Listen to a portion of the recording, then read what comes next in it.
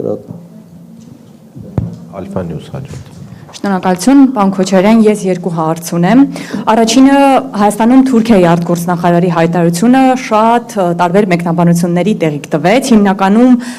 մարդիկ մեծամասամբ մտածում էին, մեկնաբանում էին, որ Ֆիդանի հայտարարությունը նշանակում է աջակցություն խորհրդարանական ընտրություններում Նիկոլ Փաշինյանին, չնայած նա ուղիղ այդպիսի հայտարարություն չէր արել, եւ մի այսպիսի մաս էլ կար, որ նշում էր, թե Ֆիդանի հայտարարությունը նշանակում է ընդամենը աջակցություն Փաշինյանի վարած գծին։ Հիմա ձեր դիտարկմամբ ինչ էր իրականում նշանակում Հական Ֆիդանի խոսքը, հնարավոր է, որ Թուրքիայի աջակցությունը ունենալու պատճառով է, որ Նիկոլ Փաշինյանը այնքան հանգիստ է, որ բենդ է բացել, թմբուկ է խփում եւ երիտասարդներին էլ դիսկոտեկի է հրավիրել։ Եվ անցում կատարեցիք ներքինի վրա։ Լավ, ես փորձեմ ինքս տարանջատել իրարից։ Միայն Ֆիդանը չի, դուք նայեք Կայա Կալասի հայտարարությունը։ Շատ ուղղակի աջակցություն են հայտնում հայո Նիկոլ Փաշինյանին։ Եվ չեմ կարծում, որ դա իրենց նախաձեռնությունն է։ Այդ նախաձեռնությունը գալիս է Հայաստանից, որովհետև այստեղից պատվիրակությունները գնում են այնտեղ եւ ասում են մենք այս արևմտյան գիծն ենք բռնել եւ Ռուսաստանը հիբրիդային պատերազմը մեր դեմ սկսելու նույնն է, ինչ անում էր Սաակաշվիլին, ես լավ եմ հիշում, իմ ժամանակը եղել։ Նույնն էր, սրում էր հարաբերությունները, հետո վազում Միացյալ Նահանգներ աջակցություն խնդրելու համար։ Նույն մոդելն է։ Դու փորձում ես սրված հարաբերություններում մեկի գիրկը մտնել, թե դու փորձում ես այդ հարաբերությունների, այսպես ասենք, ոչ է խաչման կետում, այլ փնտրել այն քայլերը, ընտրել այն քայլերը, որոնք քեզ բերում են ոչ թե բախման կետում, այլ այնտեղ, որտեղ համընկնում է շահերը։ Մենք այդպես ենք վարում եւ դրա անունը դրել են կոմպլեմենտար քաղաքականություն։ Հիմա Հայաստանը անում է ճիշտ հակառակը։ Սրի հարաբերությունները եւ փորձի դրա դիմաց ինչ որ բան փոկել արևմուտքից։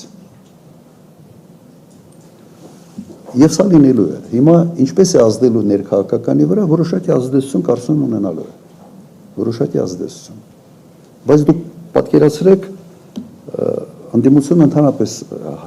հայտնել է անհավասար պայմաններում այդ տեսանկյունից, որովհետեւ նույն Ռուսաստանը ինքը նման կարգի հայտարարություններ չի անում, այդ մշակույթը չկա, չինացիք էլ չեն անում։ Չինացիք համարում են, որ չպետք է խառնվեն ներքաղաքական հարցերին։ Ընդհանրապես տարբերությունը չինացիների ու ամերիկացիների միջև։ Ամերիկացին ասում է, եթե սա չանես կպատժեմ, չինացին ասում է, եթե սա անես կխրախուսեմ։ Շեշտակի մեծ տարբերություններ մոտեցումների մեջ։ Եվ միգուցե այդ պատճառով Չինաստանը այսօր շատ ավելի գրավիչ է շատ եւ շատ երկրների համար։ Շատ եւ շատ։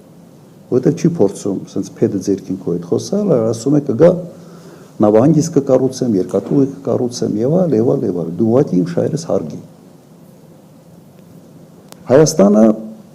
չգիտեմ ինչ նպատակներով մտնում է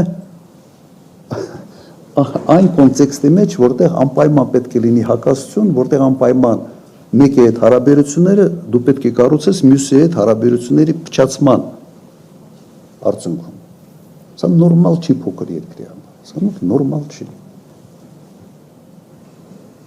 Երևի այսքանը։ Դուք Թուրքիայի արտգործնախարարի հայտարարությունը ինչպես եք հասկացել։ Ես հասկանում եմ աջակցություն այս քաղաքականությանը եւ ընդհանրապես ուղիղ աջակցություն Նիկոլ Փաշինյանին։ Սա ուրիշ ձևի չես էլ կարող հասկանալ։ Հիմա ինքը կարող է դիվանագիտական լեզվով, կարող է ինքը այնպես ասել, որ հնարավորություն ունենան ասել, չէ, մենք իրեն չենք աջակցում, մենք քաղաքականություն ենք աջակցում։ Այս քաղաքականությունը կապված է միայն Նիկոլ Փաշինյանի անվան հետ։ Ինչ տարբերություն։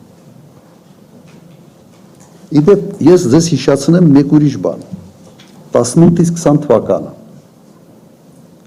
այնպիսի հակաթուրքական հայտարարություններ էր անում Նիկոլ Փաշինյանը, որ ոչ մի Հայաստանի ղեկավար չէր անում, չի արել։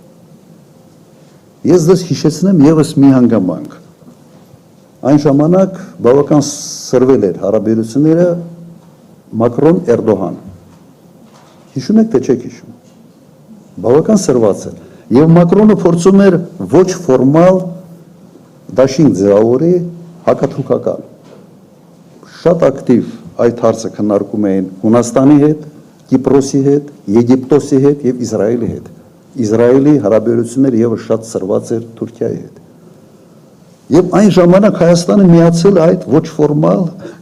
կոալիցիայի ձևավորմանը։ Միացել է այդ խոսույթին։ Ես 10 տարի նախագահության ժամանակ երբեք հակաթուրքական հայտարարություն չեմ արել։ Հարևան երկիրն է։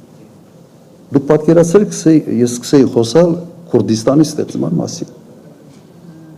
Սա հիմարություն կլներ, որովհետեւ հարվածի տակ կդնեի Հայաստանի Հանրապետություն։ Եվ ոչ մի նախագահ այդպիսի բան չի արել։ Ինքը մտավ այդ պատմության մեջ։ Մակրոնը երևի խրախուսեց, Մակրոնն էլ շաբաթը 2 անգամ կարծիք է փոխում։ Այս մեկն էլ նա խելքին ընկավ, մտավ այդ պատմության մեջ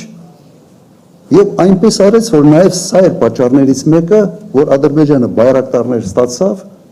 եւ 20 թվականի պատերազմում Թուրքիան բացահայտ անթակույց կանգնեց Ադրբեջանի կողքին։ Պատճառներից մեկն է։ Ասի քյուրփա հալոտ, ինչ ես մտնում այդ հարաբերությունների արանք էլի։ Թե Մակրոնը ինչ որ դուր գա։ Որ Մակրոնը համբուրի, սենց ուսին սենց խփի, հասկանում եք չի կարելի։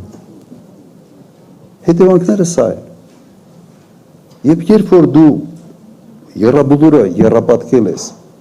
եւ մեկ այդքանից հետո խելքի չես եկել նույն բաներն ես անում արդեն սենց ուրիշ ուղղություններով, սա է ամենից անընդունելի։ Բայց սա այն է, ինչ կատարում է Հայաստանում այսօր։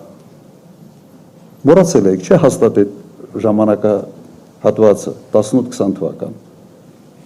Տեսնում եմ, ձեր աչքերով տեսնում եմ, որ մոռացել եք, բայց այդպես է եղել։